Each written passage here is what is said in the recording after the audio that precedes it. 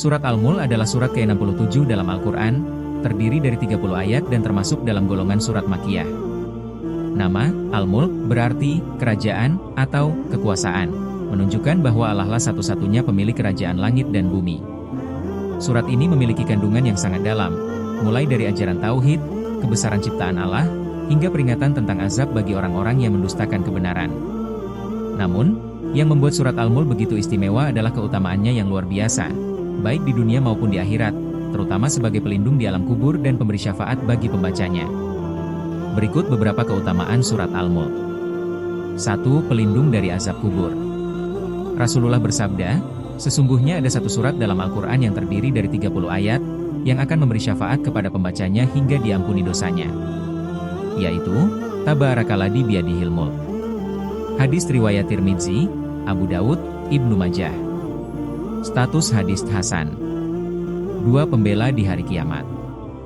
Dalam hadis lain, Rasulullah bersabda, surat di dalam Al-Quran yang akan membela orang yang membacanya hingga memasukkannya ke dalam surga. Surat Al-Mulk. HR. Tabrani, status hadis syahih li ghairihi. 3. Membentuk kesadaran akan hari kiamat. Surat Al-Mulk banyak mengandung peringatan tentang azab neraka dan kehidupan setelah mati.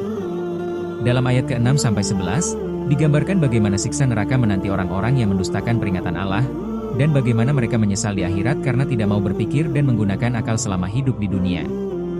Dan mereka berkata, sekiranya dahulu kami mendengar atau memahami, tentulah kami tidak termasuk penghuni neraka yang menyala-nyala. Al-Mulk ayat 10.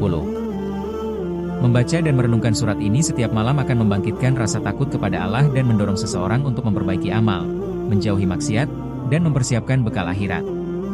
4. Mengasah ketundukan dan rasa tunduk kepada Allah.